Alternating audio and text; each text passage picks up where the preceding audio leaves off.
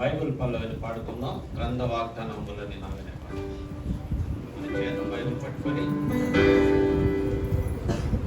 గ్రంథ వాగ్దానములని నావి ప్రతి అధ్యాయము వరుస వచనము తన దివ్య ప్రేమ వాగ్దానము గ్రంథ వాగ్దానములని నావి. Every promise in the book is mine. Every chapter, every verse, every line. All the blessings of His love divine. Every promise in the book is mine.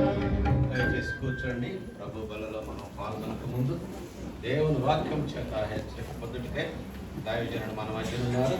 వాక్యాన్ని అందజేస్తారు.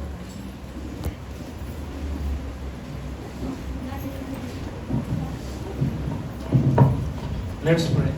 ప్రార్థన చేసుకుందాం. Loving Heavenly Father, ప్రేమ కలిగిన మా పరలోకపు తండ్రి, Almighty God, సర్వశక్తిమంతుడైన దేవ, thank you Lord for the blessed time of worship you have given to us.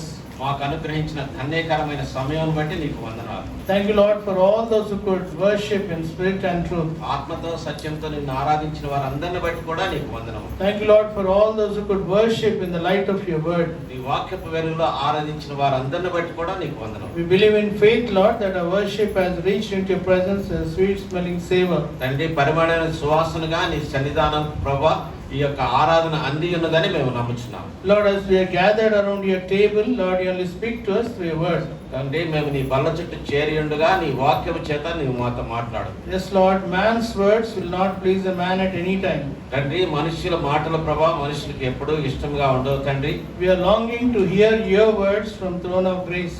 కృపా సింహాసనం నుంచి నీ మాటలు వినవాలని మేము కాంక్షించుచున్నాము. Have mercy upon each one of us and give your word.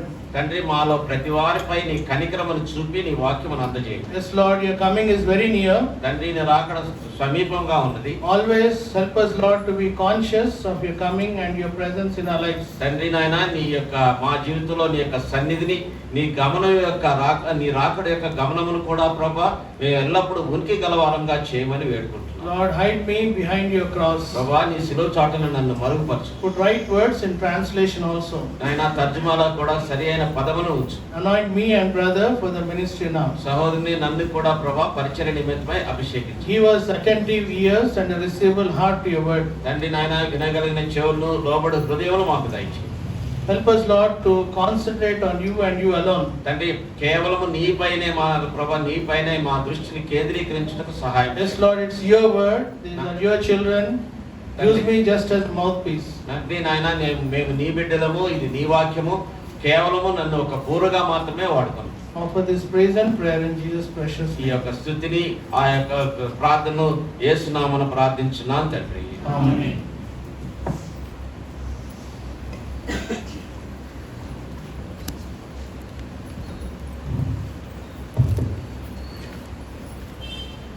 Before we take part in the table, ప్రభు బలలో మనం పాల్గొనడానికి ముందు let's turn to the word of God. దేవుని వాక్యంలోకి మన పుస్తకాన్ని తిప్పుదాం. Week after week, వారం వెంబడి వారము we are exhorted to listen to the word and take part in the table worthily.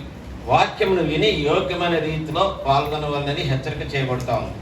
Thereby it will enable us to take part in the table worthily. ఆ విధముగా యోగ్యమైన రీతిలో బలలో పాల్గొన్నట్లుగా. Let's turn to Luke, లూకా సువార్తకు మన పరిశుద్ధ గ్రంథాన్ని తిప్పుదాం. 3rd chapter. 3వ అధ్యాయం. Luke 3, 8 and 9. లూకా సువార్త 3వ అధ్యాయము 8, 9 వచనాలు. లూకా సువార్త 3వ అధ్యాయం 8, 9 52వ పేజీలో అందరం కలిసి చదువుకుందాం. Read all together. అందరం కలిసి 3వ అధ్యాయం 8, 9 వచనాలు. మారు మనసుకు తగిన ఫలములు ఫలించుడి. అబ్రహాము మాకు తండ్రి అని మీరు అనుకున్న మారు దేవుడు ఈ రాళ్ళ వలన అబ్రహాములకు పిల్లలను పుట్టింపగలడని మీతో చెప్తున్నాను. ఇప్పుడే గొడ్డలి చెట్టు వేరును ఉంచబడి ఉన్నది కనుక మంచి ఫలం ఫలించని ప్రతి చెట్టును నరకబడి అగ్నిలో వేయబడని చెప్పాడు. One more portion we'll read. మరొక వాక్య భాగాన్ని చదువుకుందాం. Luke 13, లూకా సువార్తలోనే 13వ అధ్యాయము 6 to 9. 6 నుంచి 9 వరకు. Luke 13, లూకా సువార్త 13వ అధ్యాయము 6 నుంచి 9 వరకు. 6 to 9. We'll read all 9. మార్చి చదువుకుందాం. లూకా సువార్త 13వ అధ్యాయము 6 నుంచి 9 వరకు. మరియు ఆయన వారితో ఈ ఉపమానం చెప్పాను. ఒక మనిషిని ద్రాక్ష తోటలో అంజూరపు చెట్టు ఒకటి వారు నాటబడి ఉండెను. అతడు దాని పండ్లు వెనక వచ్చినప్పుడు ఏమీ దొరకలేదు. Then said he unto the dresser of the vine, behold, these 3 years come seeking the fruit of the fig tree. Why not cut it down? Why not put it down? అయితే వాడు, అయ్యా, నేను దాని చుట్టూ త్రవి ఎరువు వేయమంటుకు ఈ సంవత్సరం కూడా ఉండనిము. There well, not thou shalt cut it down. Also turn to 1 Corinthians. కొరింథీయులకు రాసిన మొదటి పత్రిక కూడా మన పరిశుద్ధ గ్రంథాన్ని తిప్పుతాం. 11th chapter. 11వ అధ్యాయము From verse 23 to 32. 23 నుంచి 32 వరకు మార్చి చదువు. అపోస్తలుడైన పౌలు కొరింథీయులకు రాసిన మొదటి పత్రిక 11వ అధ్యాయము 23 నుంచి 32 వరకు చదువుతున్నాం. నేను మీకు అప్పగించిన దానిని ప్రభువు వలన పొందితిని. ప్రభు అయిన యేసు తాను అప్పగింపబడిన రాత్రి ఒక రొట్టెను ఎత్తుకొని కృతజ్ఞతాస్తుతులు చెల్లించి, And when he had given thanks, he broke it and said, Take it, my body is broken for you. This do in remembrance of me. ఆ ప్రకారమే భోజనమైన పిమ్మట ఆయన పాత్రను ఎత్తుకొని, ఈ పాత్ర నా రక్తం వలన క్రొత్త నిబంధన, మీరు దీనిలోని త్రాగినప్పుడల్లా నన్ను జ్ఞాపకం చేసుకున్నట్టుకై దీనిని చేయడం చెప్పాను. For as often as ye eat this bread and drink of this cup, show the Lord's death till he comes. కాబట్టి ఎవడు అయోగ్యముగా ప్రభు యొక్క రొట్టెను తినునో లేక ఆయన పాత్రలోని త్రాగునో వాడు ప్రభు యొక్క శరీరమును గూర్చి రక్తమును గూర్చి అపరాధి యగును. But let a man examine himself, and so let eat him bread and drink of that cup. ప్రభు శరీరమని వివేచింపగా తిని త్రాగువాడు తన శిక్షావిధి కలుగుటకే తిని త్రాగుచున్నాడు.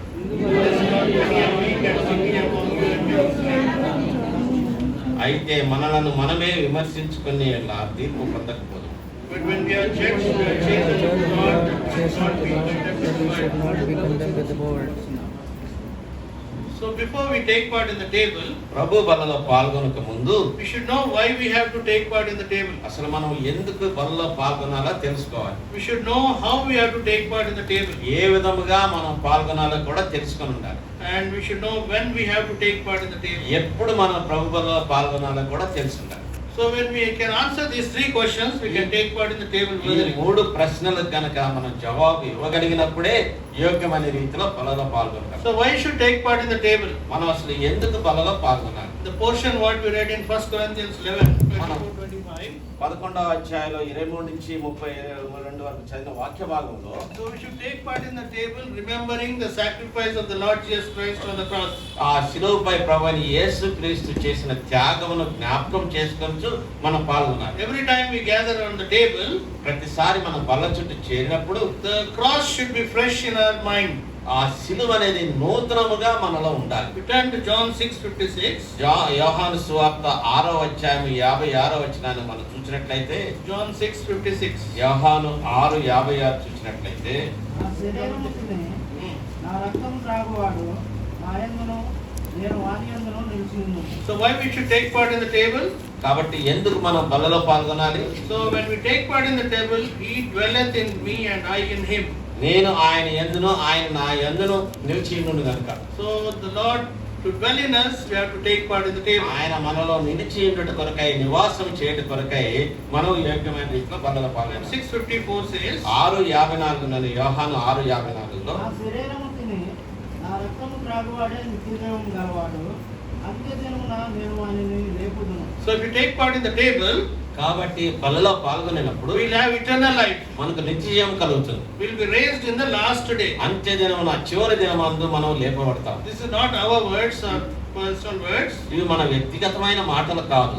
These are words told by Lord Jesus Christ. ప్రభువైన యేసు చెప్పిన మాటలు ఇవి. So to go to eternity, కాబట్టి నిత్యత్వంలోనికి మనం to be వెళ్ళుటకు raised in the end days, అంత్య దినంలో లేపుట కొరకై we should take part in the table. మనం బల్లలో పాల్గొనాలి. Second question is how we should take part. రెండవ ప్రశ్న ఏంటంటే ఏ విధంగా మనం పాల్గొనాలి? As seen in 11:27 of 1 Corinthians, కొరింథీయులకు రాసిన మొదటి పత్రిక 11:27లో చెప్పబడిన రీతిగా we should take part in it worthily. మనం యోగ్యమైన రీతిలో ప్రభు బల్లలో పాల్గొనాలి. Many times we take part in unworthy way. అనేక మార్లు మనం అయోగ్యమైన రీతిలో బలలో పాల్గొంటాం. That's why every time the word of God is being given to exhort ourselves. అందుకొరకే మనము హెచ్చరిక పొందుట కొరకై దేవుని వాక్యము ఇవ్వబడతా ఉంది. Verse 28, we have to examine personally and take part in the table. వ్యక్తిగతముగా మనము పరీక్షించుకొని తీసుకొనాలని 28వ వచనం చెప్తుంది. It is between you and the Lord. ఇది నీకు నీ ప్రభువు మధ్యనే. It is not between the fellow believers. సహ విశ్వాసుల విషయమై కాదు. We try to examine others when we take part in the table. మనం ఏం చేస్తామంటే ఇతరులను పరీక్షిస్తాం బలలో I am పాల్గొని. much better than that person. నేను అతని కంటే యోగ్యుని, I am better than that sister. ఆ సహోదరి కంటే యోగ్యుని. We try to compare and take part in the table. మనం ఏం చేస్తామంటే వారితో పోల్చుకొని అప్పుడు బలలో పాల్గొంటాం. That sister is taking part. I am much worthy than them and I am taking part. ఆ సహోదరి పాల్గొంటుంది, ఆమె కంటే నేను ఎంతో యోగ్యుని కనుక అని చెప్పేసి అంటుంది. That should not be the case. అది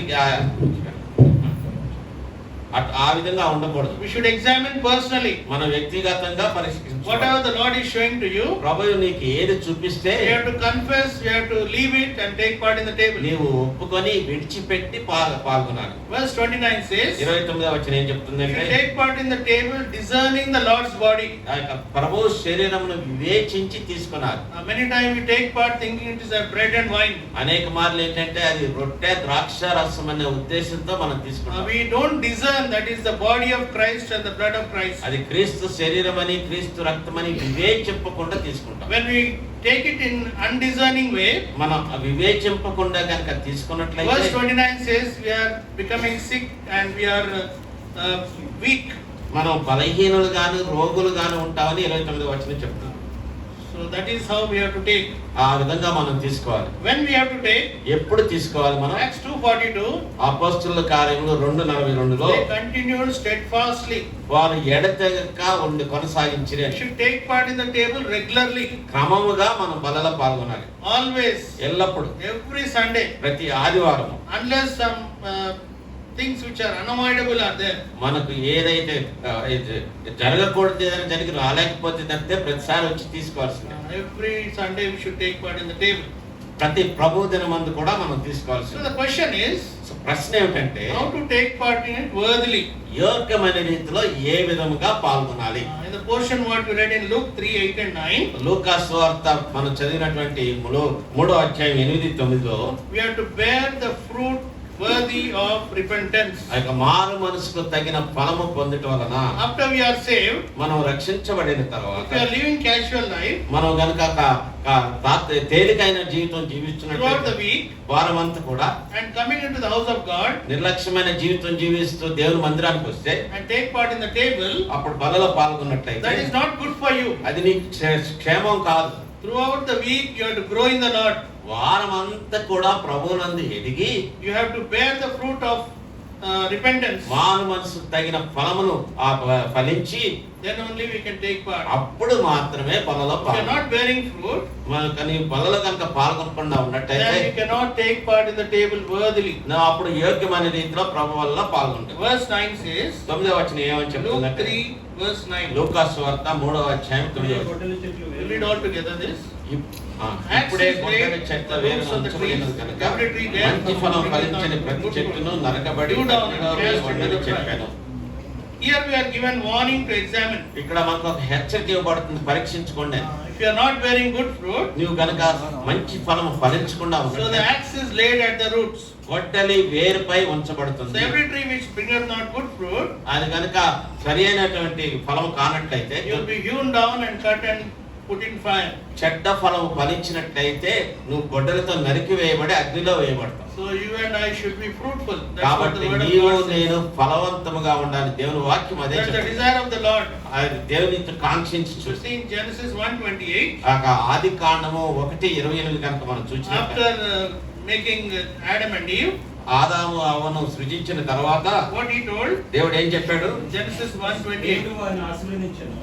ఎట్లనగా మీరు ఫలించి అభివృద్ధి పొంది విస్తరించి భూమి నిండించి దానిని లోపరుచుకుని సముద్ర జీవులను ఆకాశ పక్షులను భూమి మీద ప్రాకు ప్రతి జీవిని ఎరుడని దేవుడు వారితో చెప్పారు.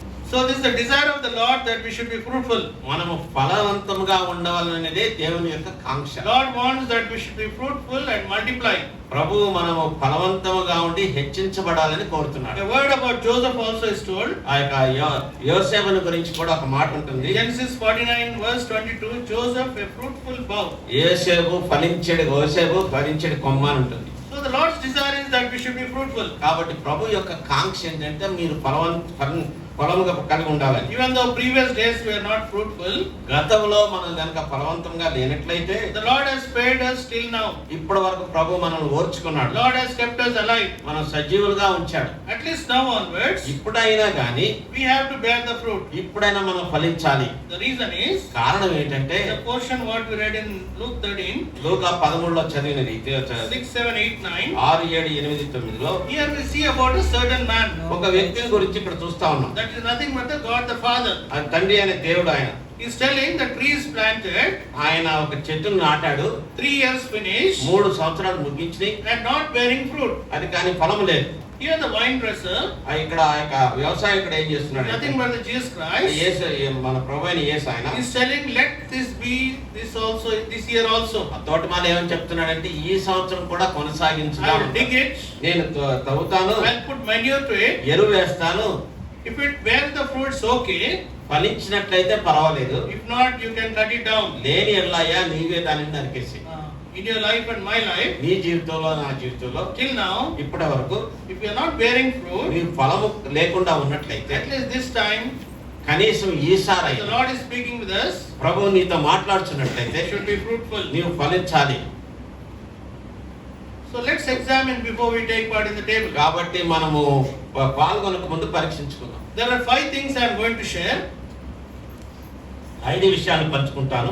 So if these 5 things are there, then you are bearing fruit. ఈ 5 విషయాలు నీలో ఉన్నట్లయితే నీవు ఫలించినట్లయితే Then you can take part in the table worthily. అప్పుడు యోగ్యమైన రీతిలో పనులు But పాల్గొనాలి. if you are not having this, ఇవి గనుక లేకుండా ఉన్నట్లయితే we will separate ourselves, మనం సరిదిద్దుకుందాం. as nobody is perfect. ఎవరినో పరిపూర్ణులు కాదు. Set right and take part in the table worthily. సరిదిద్దుకొని యోగ్యమైన రీతిలో పనులు పాల్గొందాం. First thing we see here is మనం చూస్తున్నటువంటి మొట్టమొదటిది ఏంటంటే Psalm 1st chapter verse 3. ఆదికాండము కీర్తనలో 1వ అధ్యాయము 3వ వచనం. Psalm 1:3. కీర్తనలో కాలంలో ఏరు నాటబడినది, ఆకువాడక తన కాలమందు ఫలము చుట్టువలే ఉండెను.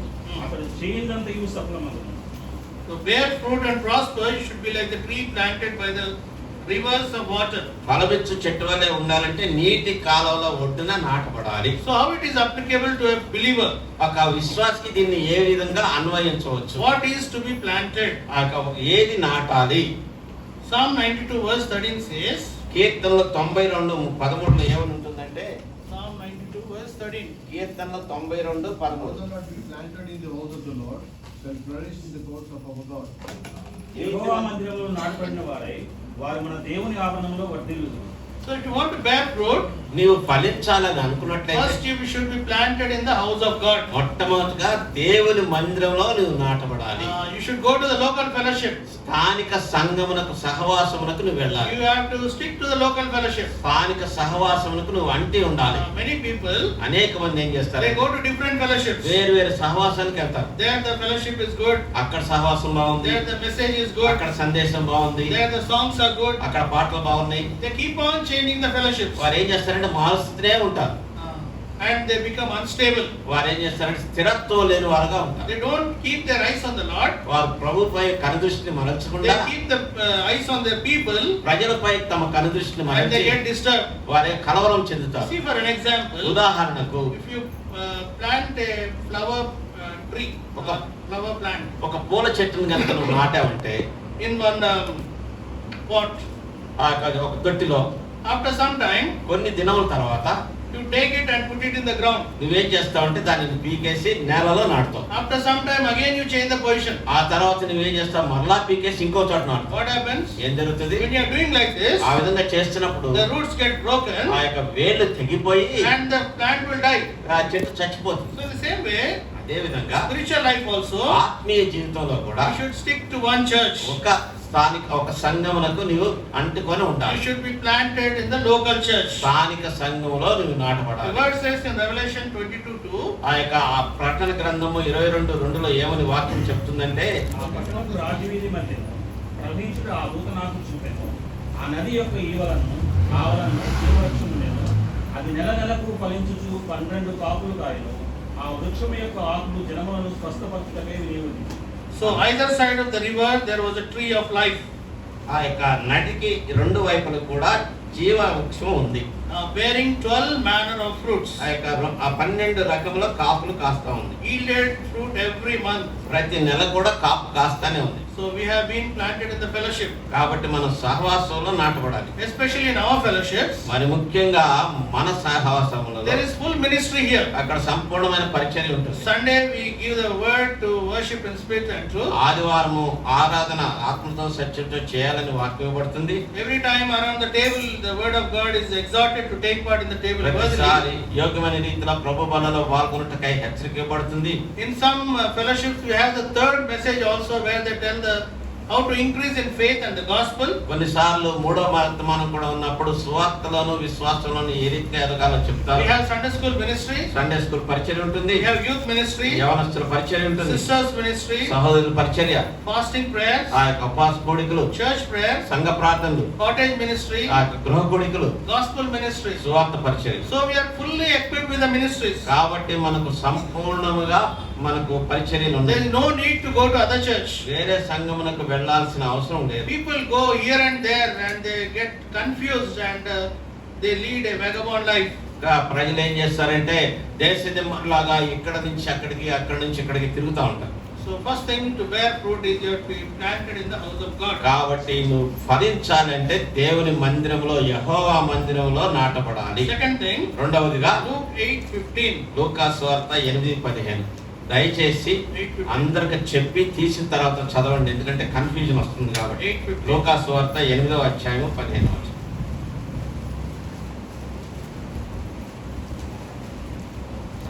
మంచి నేలను 8:15, yeah. వారెవరనగా యోగ్యమైన మంచి మనసుతో వాక్యం విని దానిని అవలంబించి ఓపికతో ఫలించేవారు. So coming to the church will not make you to grow immediately. సంఘమునకు వచ్చుట వలన నీకు ఎదుగుదల వెనువెంటనే రాదు. It's a slow process. అది ఒక నెమ్మదిగా జరిగే ప్రక్రియ. Verse 15 is told about a good ground. ఆ 15వ వచనంలో మంచి నేల గురించి చెప్పబడింది. You have to hear the word of God. దేవుని వాక్యం వినాలి, You have to keep it. దాన్ని భద్రపరచుకోవాలి. Then only you bring the fruit with patience. అప్పుడే ఓపికతో ఫలము కలుగుతుంది. Many times we hear the word of God. అనేక మార్లు వాక్యాన్ని వింటాం. We think that word is not for me. మనం ఏమనుకుంటామంటే ఈ వాక్యము నాకు కాదు, That word is to that person who has that weakness.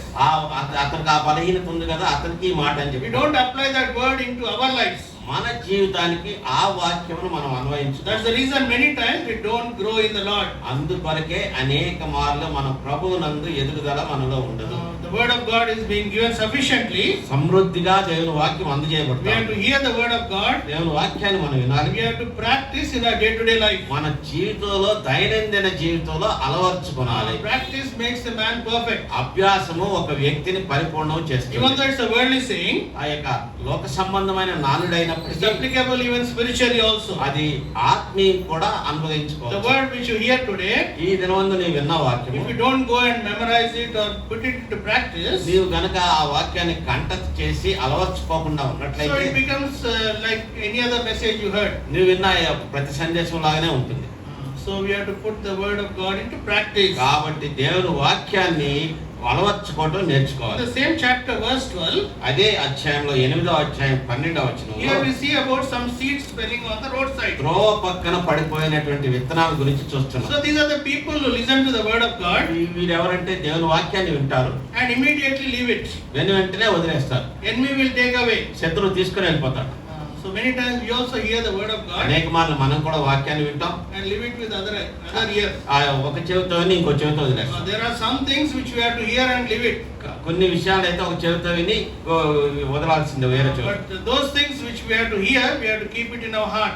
ఏదైతే వినాలో దాన్ని మనం హృదయంలో As భద్రపరచుకోవాలి. told in Psalm 119 verse 11, ఆ యొక్క 119వ కీర్తన 11వ వచనంలో చెప్పబడిన రీతిగా young children should tell this word. ఆ యొక్క యవనస్తులు చెప్పాలి ఈ వచ్చిన వెంటనే. Psalm 119 verse 11. Thy word I have hid in my heart, that I may not sin against thee. ఆ యొక్క నా హృదయంలో నీ వాక్యం ఉంచుకొని ఉన్నాను, ఎదుట నేను పాపం చేయకుండా. What is there in our heart, the mouth speaks. మన హృదయంలో ఏదుంటే నోరు అదే మాట్లాడుతుంది. So we have to hide the word of God in our mouth, in our heart. మన హృదయంలో దానిని దాచుకోవాలి. So these people, కాబట్టి ఈ ప్రజలు they hear the word of God వాక్యం వింటారు, and immediately leave it. వెంటనే వదిలేస్తారు. They are like a seed falling on the roadside. ద్రోవ పక్కన పడిన విత్తనం వలె వారు ఉన్నారు. Verse 13. 13వ వచనంలో There are some seeds who fell on the stony ground. ఆ యొక్క రాతి నేలపై పడిన కొన్ని విత్తనాలు ఉన్నాయి. They hear the word of God. దేవుని వాక్యాన్ని వింటారు, They apply it in their day-to-day life. అనుదిన జీవితానికి అన్వయించుకుంటారు. But when temptations come, కానీ శోధన వచ్చినప్పుడు they relate this to the word of God. వాక్యానికి దాన్ని అనుసంధానించుకొని, So that's why they don't grow. అందుకనే వారు ఏంటంటే ఎదుగుదల ఉండదు వాళ్ళకి. Because I am going to the house of God, that's why this thing has happened to me. నేను దేవుని మందిరానికి వెళ్తున్నాను కాబట్టి ఈ విధంగా నాకు జరిగింది. They are not growing in the Lord. వారు ప్రభువునందు ఎదగట్లేదు. Throughout the week they are not reading the word of God. వారం అంతా కూడా వాక్యాన్ని వినరు. Just Sunday they come. వారం ఆదివారం వస్తారు, And that's why they don't grow. అందుకే వారు ఎదగరు. That's why when temptations come in their life, కాబట్టి వారి జీవితంలో శోధన అనేది they వచ్చినప్పుడు relate to the word of God. ఆ యొక్క దేవుని వాక్యాన్ని దాన్ని అప్పుడు సంబంధంగా చూసుకుంటారు. And they don't bear fruit in their life. వారి జీవితంలో అప్పుడు ఫలం అనేది ఉండదు. Verse 14. 14వ వచనంలో Some seeds fell in the thorns. కొన్ని ముండ్ల పొదలలో పడ్డాయి. These people, they hear the word of God. వీరేంటంటే దేవుని వాక్యాన్ని వింటారు, They grow in the Lord. ప్రభువునందు ఎదుగుతారు. But when anxiety situations come in their life, కానీ వారి జీవితంలో కలవరపడే పరిస్థితులు వచ్చినప్పుడు they don't stand for it. దాని కొరకు నిలబడరు. వారు They get disturbed వారు కలవరం చెందుతారు, and they go back to the world. లోకాన్ని వైపు తిరిగి They వెళ్ళిపోతారు. are like the cat on the wall. ఆ యొక్క గోడ మీద పిల్లిలాగా ఉంటారు. They are the opportunistic people. అవకాశవాదులు అంటారు వాడు. If this side is green, they go this, and that side is green, they go that side. అటువైపు పచ్చగా ఉంటే అటువైపు పెడతారు, ఇటువైపు పచ్చగా ఉంటే ఇటువైపు వస్తారు. So we should bypass all these types of people. కాబట్టి ఇటువంటి వ్యక్తులకు మనం దూరంగా తొలగిపోయి, So to bear fruits, we have to hear the word of God, we have to keep it and keep it into practice. కాబట్టి మనం ఫలించాలంటే దేవుని వాక్యం వినాలి, హృదయమందు భద్రపరచుకోవాలి, అలవర్చుకోవాలి. We have to bear it with patience. ఓర్పుతో దానిని It will ఓర్చుకోవాలి. not occur in a fortnight. ఒక 14 దినాల్లో 15 దినాల్లో కాదు, It takes time. సమయం పడుతుంది. Just like the farmer puts the seed ఏ విధంగా అయితే ఒక వ్యవసాయకుడు విత్తనాన్ని నాటి and looks for the rain to come, వర్షం కొరకు ఎదురు చూస్తాడో then it sprouts up. అప్పుడు అది మొలకెత్తుతుంది. So all good things, all fruitful things come with patience. కాబట్టి ప్రతి శ్రేష్టమైన ఇవి కూడా ఓర్పుతోటే కలుగుతాయి. So young people don't have patience. యవనస్తులకి ఓపిక ఉండదు, ఓర్పు Everything ఉండదు. is instant. వెంటనే జరగాలి. Suppose if they are standing on a bus stop, bus stop లో నిలబడ్డారు అనుకోండి, 10 minutes the bus is late, 10 నిమిషాలు బస్సు ఆలస్యంగా వచ్చింది, they book Rapid or Ola and come out. Rapido వేసుకొని వచ్చేస్తారు. So young people, to grow in their life, you should learn patience. యవనస్తులు గనుక ఆత్మీయంగా జీవితంలో ఎదగాలంటే ఓర్పు కావాలి. So first is planting in the house of God. మొట్టమొదటి ఏంటంటే దేవుని మందిరంలో నాటబడటం. Second is hearing the word and keep it and bear with patience. రెండవది ఏంటంటే దేవుని వాక్యం విని హృదయమందు భద్రపరచుకొని ఓర్పుతో అలవర్చుకుంటారు. Third thing, మూడవది John 15 verse 5.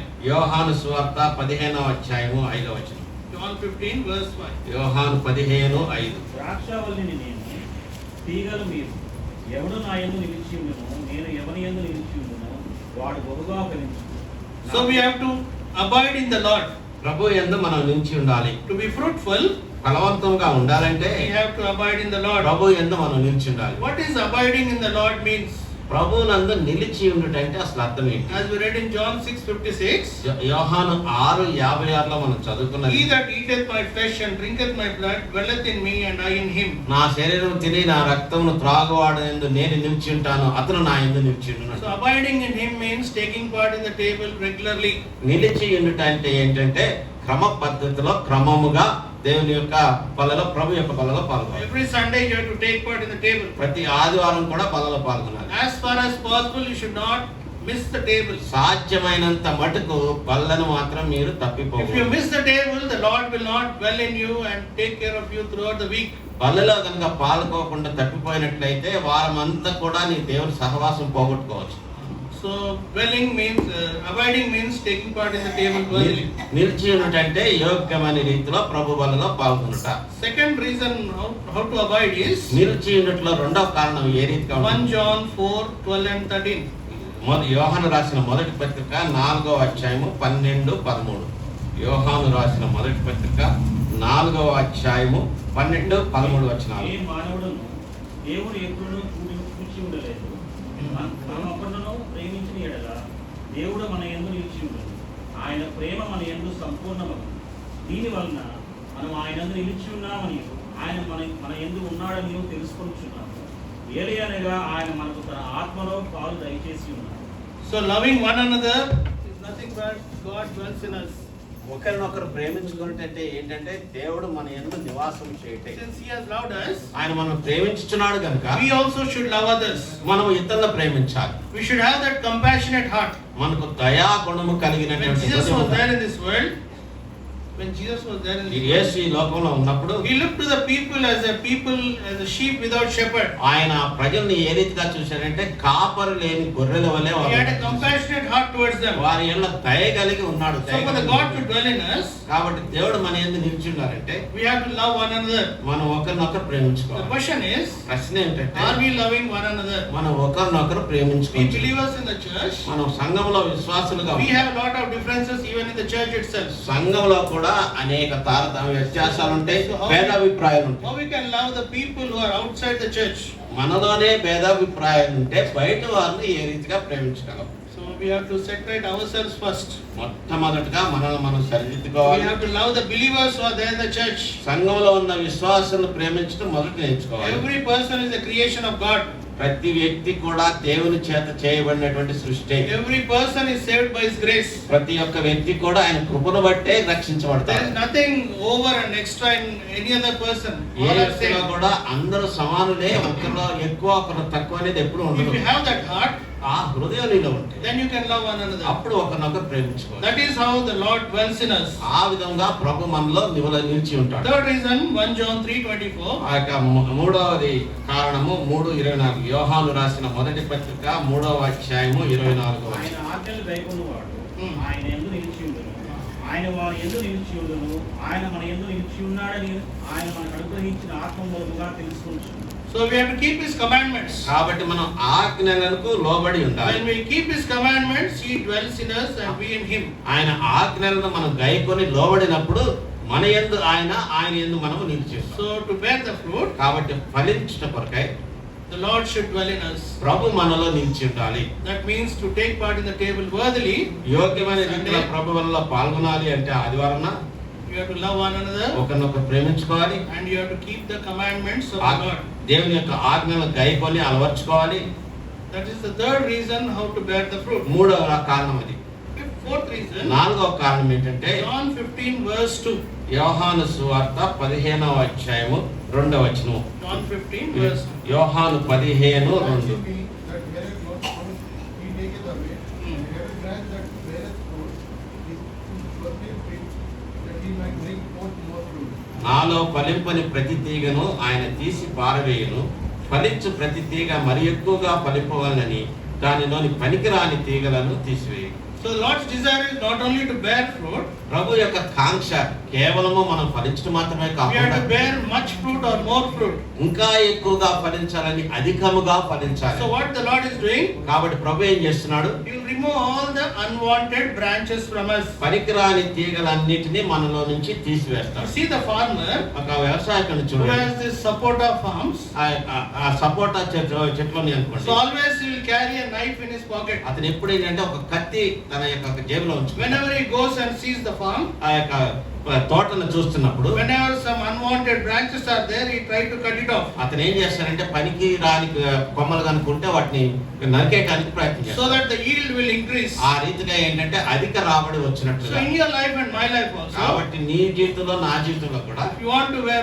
fruit and much fruit, నీవు ఫలించి అధికంగా ఫలించాలి అంటే what God thinks is unwanted in our lives, we have to remove it. మనలో పనికిరానిది ఏదైనా ఉందని దేవుడు తలంచిన యెడల మనం దాన్ని తీసివేసుకోవాలి. In the past we are not doing so, గతంలో మనం ఆ రీతిగా చేయలేదు. but as we are hearing the word of God, కానీ దేవుని వాక్యం వింటున్నప్పుడు we have to set right our lives. మన జీవితాన్ని సరిదిద్దుకోవాలి.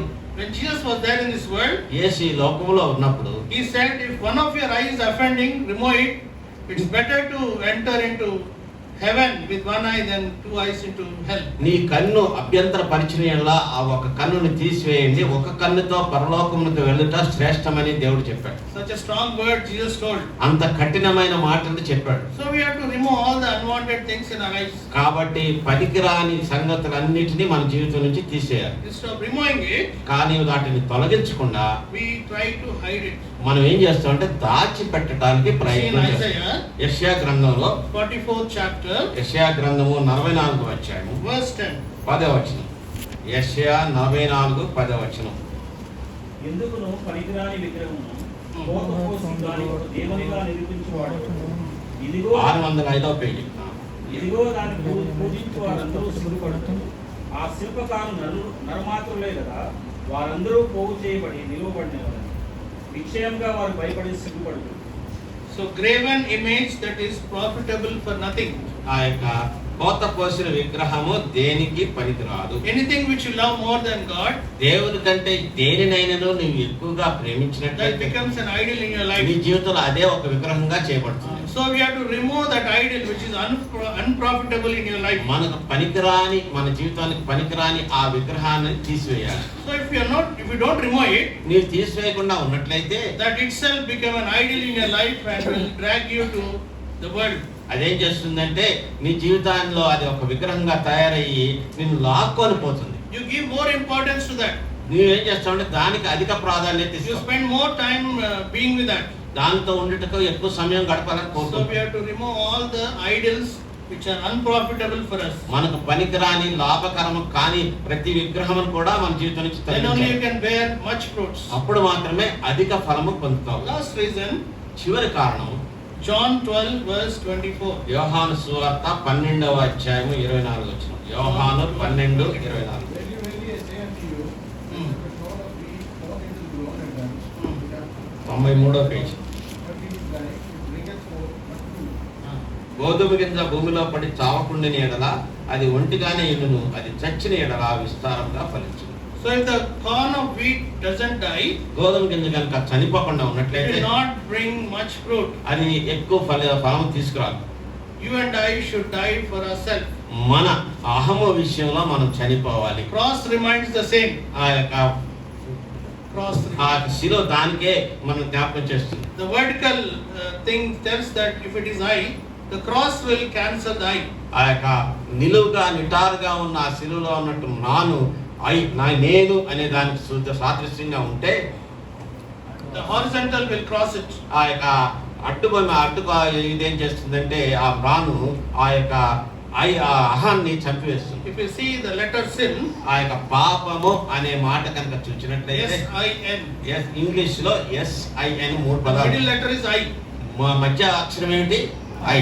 If you see the letter pride, P-R-I-D-E, మీరు కనుక అహంకారము అనే మాట, అతిశయం అనే మాట the చూసినట్లయితే middle is I. ఆ మధ్య అక్షరం కూడా నేను I. So that I should die. ఆ ఐ అనే దాన్ని నేను అనే దాన్ని చంపేయాలి. Anything. అనేక సార్లు If I am not here, నేను కనుక లేనప్పుడు nothing will happen here. నేను కనుక లేకుండా ఉంటే ఇక్కడ ఏం జరగదు. You take the credit for yourself. అదేంటంటే నీకే నీవు మెప్పుకోలు That కోరుకుంటావు. should not be there in our lives. మన జీవితంలో అది Our ఉండకూడదు. Lord Jesus Christ, ప్రభువైన యేసుక్రీస్తు He died on the cross ఆయన శిలువపై మరణించి and His self has died. ఆయన యొక్క ఆ యొక్క స్వయము చనిపోయింది అక్కడ. That's why He has lost the form to give us his image to us. అందుకొరకే ఆయన తన స్వరూపాన్ని ఇవ్వటానికై అక్కడ తన స్వరూపాన్ని పోగొట్టుకోవాల్సి వచ్చింది. So from you and I, కాబట్టి నీ యొద్ద నుంచి నా యొద్ద నుంచి that new life should flow. ఆ నూతన జీవం అనేది ప్రవహించాలి. Unless the corn dies, it will not bring forth much గోధుమ fruit. కింద చనిపోకుండా ఉన్నట్లయితే ఫలము రాదు. So we should die.